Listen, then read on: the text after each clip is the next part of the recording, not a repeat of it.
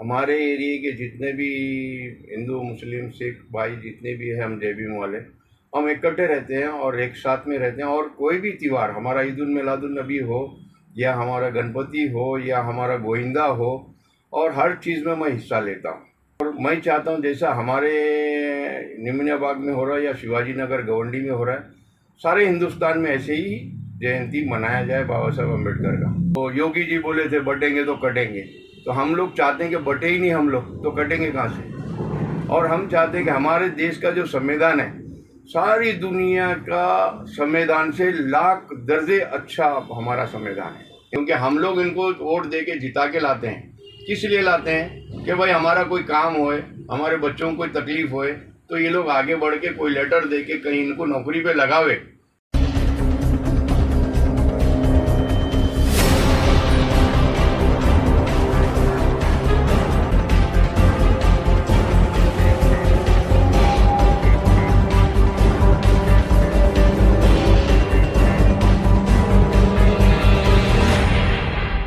जिसने बनाया संविधान, भीम मेरा नंबर 1 है। नमस्कार दोस्तों, आप देख रहे हैं समाचार यात्रा।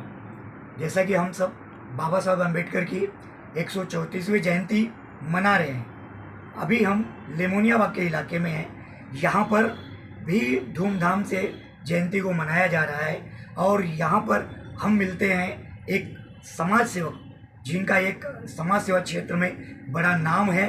और आज वो यहाँ पर किस तरीके से आयोजन किए हैं इस जयंती के उपलक्ष्य में, आइए हम जानते हैं। उनका नाम है सैयद महबूब साहब। सैयद महबूब भाई जो है, इनका बरसों से कांग्रेस में रहे हैं, आज भी कांग्रेस में हैं। तो आइए हम जानते हैं कि किस तरीके से अपने इलाके में जयंती को मनाते हैं। नमस्कार दोस्तों, अस्सलाम वालेकुम।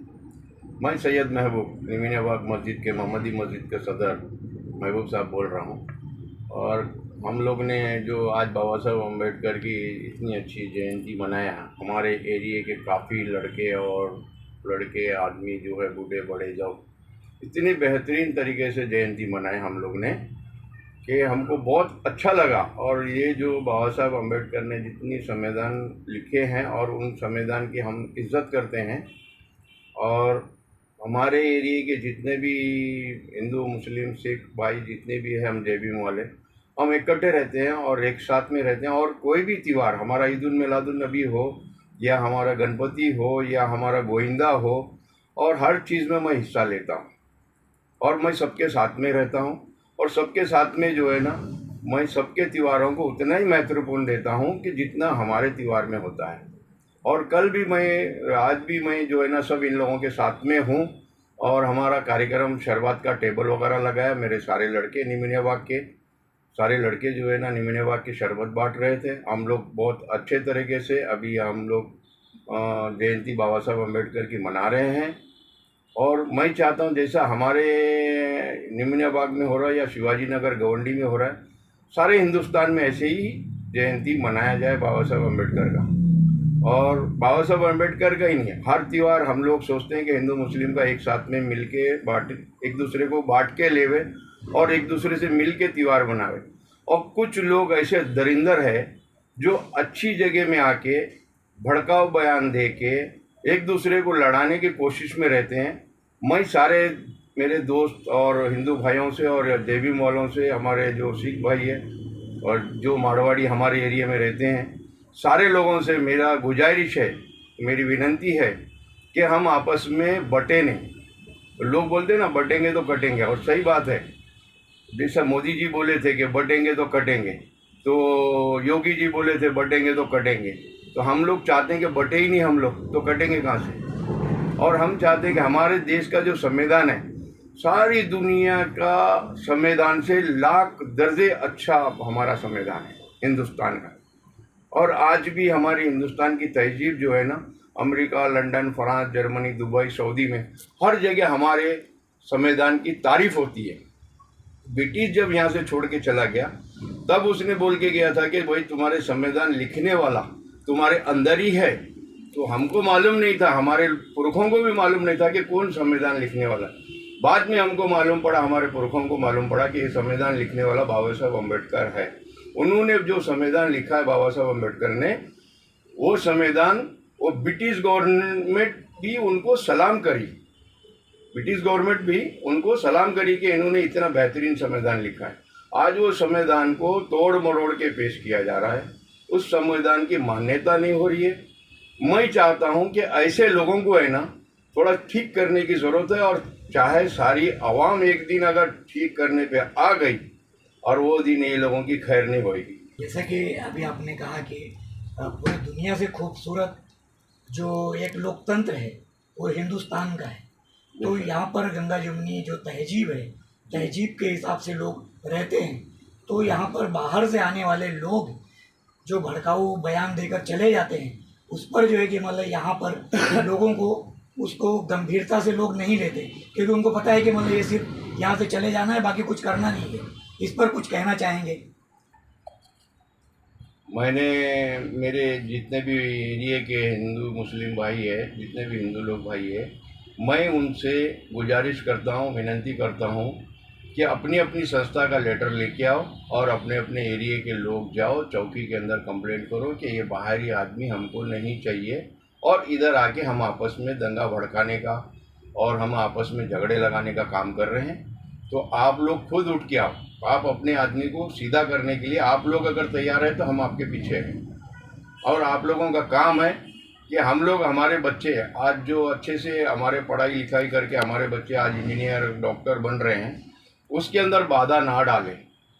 वो मैं सोच रहा हूँ कि आप लोग सब जो है ना, जितने भी मेरे इधर के संस्था वाले हैं, जो भी है, बजरंग दल हो चाहे आरएसएस हो, जितने भी मेरे यार दोस्त हैं, मैं सबको विनती करता हूँ कि वो लोग आवे और चौकी में जाए, उनको कंप्लेंट करे कि भाई ये आदमी आ रहा है इधर और ऐसे गलत काम करके जा रहा है, वो हमको आपस में लड़ाने की कोशिश कर रहा है। अगर खुदा ना खास्ता कोई एक लड़का अगर पत्थर मार दे, कुछ कर दे तो बोलेंगे कि मुसलमान लोग मारे। तो ये जो हो रहा है वो नहीं होना चाहिए, उसके लिए हिंदू भाइयों को आगे आना चाहिए। मेरा ये गुजारिश है और मेरी विनती है। जैसा कि अभी पिछले दिनों बहुत सारे मुद्दे थे, इसकी आड़ में बहुत सारे मुद्दे जो कि मतलब दब कर रह गए, जैसे बेरोजगारी हो गई, लोगों को बेरोजगारी का पता नहीं चल रहा है, लोगों के अंदर ना इत्तेफाकी इसी में पनप रही है। जो लोगों ने कहा था कि मतलब लोगों को नौकरियां देंगे, ये सारी चीज़ें कहीं ना कहीं दफन होकर रह गई है। तो इस पर आप क्या कहना चाहें? कहीं इसकी आड़ में इन सब चीज़ों को नज़रअंदाज तो नहीं किया जा रहा है? देखो अभी कैसा है, अभी अगर ये सब मुद्दे नहीं उठाएंगे, नहीं करेंगे, तो जनता इनको पूछने लग जाएगी कि भाई हमारे बच्चों को नौकरियां नहीं मिल रही है, हमारे आगे के जो कार्यक्रम है वो नहीं हो रहे हैं, बच्चों को तरक्की नहीं हो रही है। और इसके ऊपर है ना, वो लोग ध्यान देने की बजाय ये लोग ने दूसरों को भड़का कर, एक दूसरों को लड़ाई झगड़े करा कर, या हिंदू मुस्लिम कर ये, या तो भोंगे उतार कर, या तो वो मस्जिद मंदिर कर ये सब सारे मुद्दों को दफन करने की कोशिश कर रही है गवर्नमेंट। हम चाहते हैं कि ये दफन ना करे और इस बात को जो है ना ध्यान में रखे। मैं सारे जितने भी पॉलिटिक्स लोगों को से, क्योंकि हम लोग इनको वोट दे के जिता के लाते हैं, किस लिए लाते हैं कि भाई हमारा कोई काम होए, हमारे बच्चों को कोई तकलीफ होए तो ये लोग आगे बढ़ के कोई लेटर दे के कहीं इनको नौकरी पे लगावे। हमारे दिमाग में ये रहता है, इसके लिए हम सोचते हैं कि हमारे लोगों को कुछ आगे बढ़ने के लिए हम इनको जिता के लाते हैं, और मालूम पड़ता है कि जीतने के बाद इनके हमको हाथ पैर जोड़ना पड़ता है। ये मैं सोचता हूँ कि ऐसा ना होए।